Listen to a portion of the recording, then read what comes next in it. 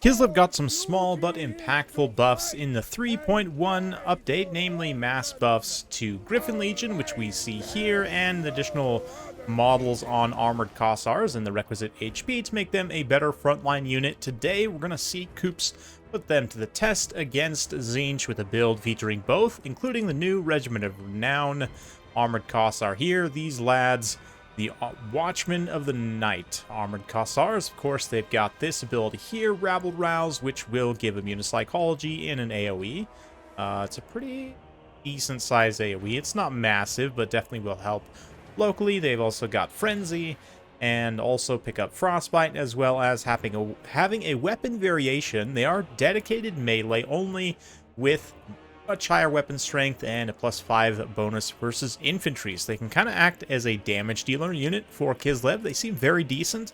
Along with them, we've got some Ice Guards, Ice Witch here, Frost Maiden, the hero variant, and we've got Kostaltin leading the way, some Winged Lancers protecting the flanks, regular armored Kossars up front, and then the same over on this left flank.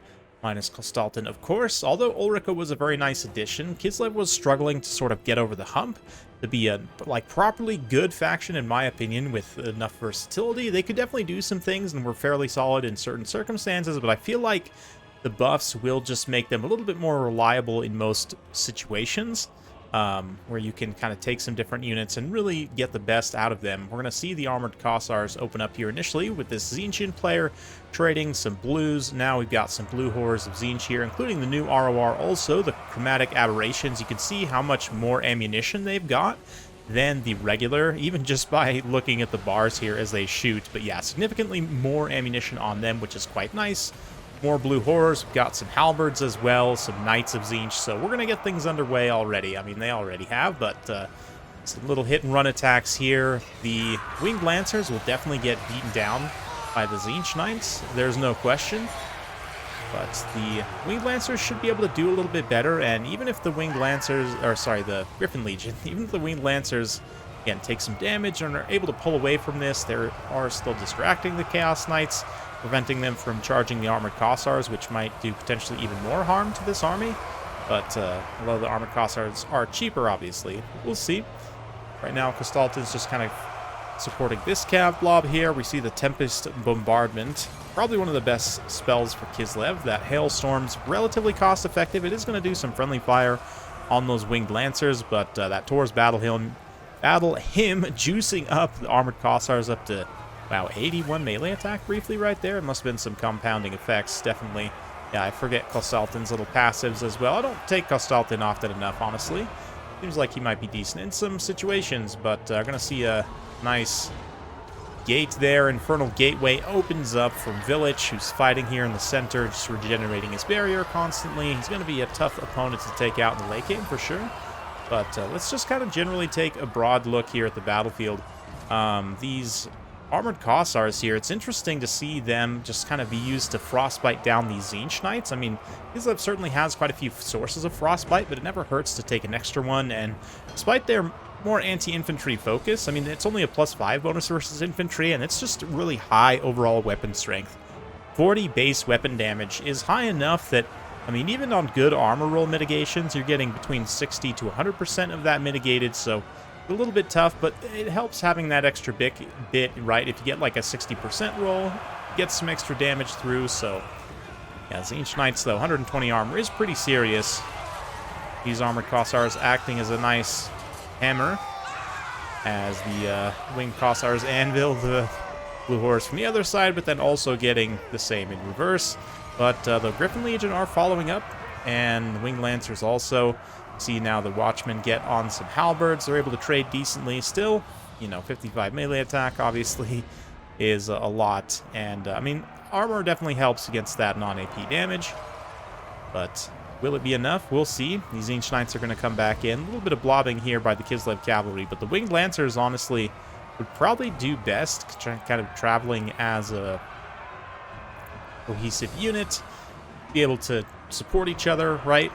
Always the best course of action, but unfortunately the Frost Maiden here gets tangled up with Village and loses a bunch of HP, gets absolutely taken out, so it's unlikely she'll come back. But Tzeentch also still has a little bit of ammunition left on some of these blues. Continue firing here. The chromatic aberrations must have been cut through. Yeah, by the Watchmen. They don't have magic damage, but again, the high DPS just helps them burst targets down faster. Anyway, let's continue in cinematic cam here as we get some more charges, courtesy of the Winged Lancers, which Oops has been doing a great job just ping-ponging them around, cycle charging into various units here, especially the Blue Horrors. I mean, they're not cheap. They're 500 points, which is not super expensive, but they're not crazy cheap, right? So just being able to burst them down very quickly because they ultimately have that demonic leadership and very low armor and defense. Even though there's a lot of them, you can burst them down very quickly with high damage, and the extra mass of the Griffin Legion definitely helps them. Of course, mass for the value was updated to be more correct in the tooltips. Now they're displaying a mass of 1200, which is correct, but it's high enough. Like, sort of 1200 to 1300 is kind of the sweet spot for heavy cavalry or shock cavalry. It's what I think why can I not remember their name? I've been on vacation for a week, guys. It's been I haven't been doing this. I'm a little bit out of practice, but I want to say the Wild Hunters, but they're the ROR. Wild Riders, that's it. Okay. Yeah, it was their mass that sort of inspired more mass changes to some of the other heavy cavalry. I mean, they got some updates in 3.0, but they definitely needed more. Here we see the Griffin Legion charged into some halberds. They're going to struggle a bit, obviously. I mean, it is a halberd unit after all, but they are able to fairly effectively pull away without losing too many of their models, even getting intercepted by a handful of Tzeentchian knights. You can see how they're able to pretty effectively still get through them and not take too much damage in the process, but we'll kind of keep health bars up as the cycle charge ensues into the late game. But look at this, these like 10 Watchmen over here. How many is there? Oh, 27 Watchmen. Still just chewing on the edge of this Tzeentch halberd formation, at least for a minute before they rout. But still, that was pretty impressive, all things considered. But yeah, I'll keep the health bars up for this charge. So you can see here, I mean, cavalry on cavalry. I think the mass calculation actually does matter here to a degree. But the Tzeentch Knights, obviously just being heavily outnumbered, are going to get cut down. Regular Tzeentch Sword and Board Warriors here, also didn't notice them, but they've just been sitting here tanking damage, I would imagine, for the most part. This other Winged Lancer here gets caught up in column formation. Griffin Legion here also, there's a lot going on for Coops, so they might, thankfully they do not get charged by those Halberd Warriors. Ice Guard, I don't think have done a lot of damage here, but they have been frostbiting stuff and kind of just, you know, still around in this late game to help contribute. It's quite nice. Kostaltin duking it out here with Village. Kostaltin's no pushover, especially against a character who can't really burst him down very quickly in melee like Village can. Obviously, Village could try and sit back. I guess he doesn't even have blue fire to try and snipe from a distance, which I definitely respect from a Tzeentch player, not just going for a degenerate Lord Snipe build. But Kostaltin here, the Heroic Resilience, I believe. Still have it? Must have taken it off. I'll have to double check that. I believe the Heroic Resilience actually does heal you now, but I'll have to double check. Yeah, he does have some kind of low HP effects, right? Brazier Mace. This Urson's Ward will heal him as he gets low, so anyway.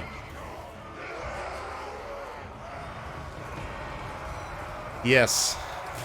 Gets caught up in a little bit of halberds here, though. It is going to be a problem for him, but of course he is acting as the anvil once again for the Griffin Legion to charge on in, the Winged Lancers as well, getting some nice impactful rear charges. And despite the Chaos Warriors' heavy armor, obviously, in a situation like this where they're fully surrounded, they are going to take pretty significant damage. Will be able to finish off Kostaltin before he goes down. Might be a little bit tough. Of course, that Brazier Mace of Urson also gives him more weapon damage as he gets low on HP, and then Urson's Ward healing him. But it's enough for the cavalry to at least rout the Chaos Warriors here. And another Infernal Gateway is called down. Honestly, not the most cost-efficient spell, although it is pretty solid at dealing damage. It is able to just about finish off those Ice Guards. Their leadership is high enough, though they might stick around. And yeah, the Griffin Legion also quite healthy along with some of these Winged Lancers, so pretty impressive performance, honestly, especially considering how much heavy infantry brought to the field. The Winged Lancers were just sort of able to do what they're supposed to do, which is cycle charge around the battlefield, Tzeentch didn't have a lot of mobility to try and counteract them, like Screamers, which I would definitely recommend in this matchup. I mean, Halberds are definitely a plus. Overall, sort of the idea of anti-large plus the shooting of the blues is definitely the right direction that I would go. Like I said, I respect not taking a degenerate Lord sniping build with some flying caster and just blue fire spam.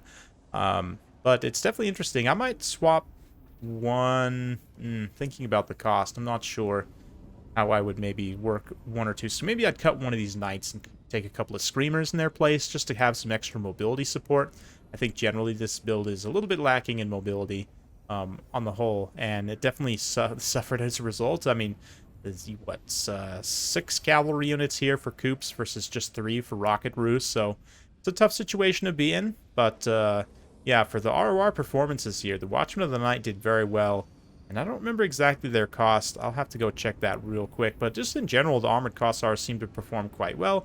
There are a few instances there in the late game, too, where you probably saw they were low health fighting some other stuff. That little bit of extra HP they got allows them to keep going in that situation. Right before, when they had the less models and less HP, they would have likely have routed already in those situations. But now, because they're sticking around a little bit longer, just that extra 15-30 seconds can be enough in a battle to sway things significantly. So it's nice to see the performance from them. Winged Lancers don't do great in terms of damage output. Tactically, they're nice, but they kind of are glorified mobile meat shields here to a degree. Griffin Legion, on the other hand, are pretty legit in terms of their damage output, and this is really nice performance, like I said, especially against a build featuring this much like heavy infantry and heavy cavalry. The Griffin Legion are not necessarily ideal going up against, but they can still get the job done, which is the hallmark of a great Swiss Army knife. To bust out one of my old phrases, Swiss Army knife shock cavalry, like the classic Reichsguard of yesteryear. I haven't tried out Reichsguard, I'll be honest, in this patch. Maybe they're as good as Griffin Legion are in this battle, but it definitely is gives me hope for a heavy cavalry of the future. And I mean, we'll talk about Grail Knights another day. I think it's, yeah, anyway, that whole situation is interesting to me right now, but not a discussion for today. So let's just finish off with talking a little bit about, I didn't really go over the Tzeentch values too much, but they were there. Let's go over a little bit these RORs here and just kind of talk about them. So if I go to AI, like I said, guys, I've been on vacation. It was great, by the way, but I'm a little bit rusty here. So if we go over to here to Kislev, so $950 for these guys. They are reasonably expensive, sort of putting them towards the high mid-tier kind of borderline elite, not quite infantry. But definitely they were cost-effective in that game, and I do think generally they're a unit that you're going to want to have. There's not a lot of infantry DPS for Kislev in melee. I mean, everything being hybrid, you have a lot of missile DPS, but those units tend to be less efficient in melee. I mean, Zargards are good now. They're definitely very tanky and can act as a nice kind of really nice, strong backbone infantry. But great weapons, even still, I mean, they're not necessarily directly damage dealer units. They are armor piercing, but it's not like they have really high weapon strength. These guys, 48 base weapon strength with the Frenzy, definitely gets them a lot of punch, especially against unarmored units. So it's a nice unit for Kislev to have. And then, like I said, the mass buffs also to Griffin Legion are quite good. In fact, if I actually come in here and compare them to Reichsguard for the Empire, I don't remember if Reichsguard got mass buffs, but they are actually now technically heavier than Reichsguard. I think Reichsguard might have gotten forgotten about in the last round of mass changes. I guess Knights of the Blazing Sun actually have more now, which is hilarious because they're only 50 cost more. So pray for Reichsguard, but in case you're feeling sad about it, just take a Griffin Legion build, and it's kind of the same thing. Not really, but anyway, hopefully you guys enjoyed this. If you like this sort of content, be sure to like, subscribe, hit that bell notification button. Every time I upload a new video, you'll be notified. Thanks again. We'll see you next time.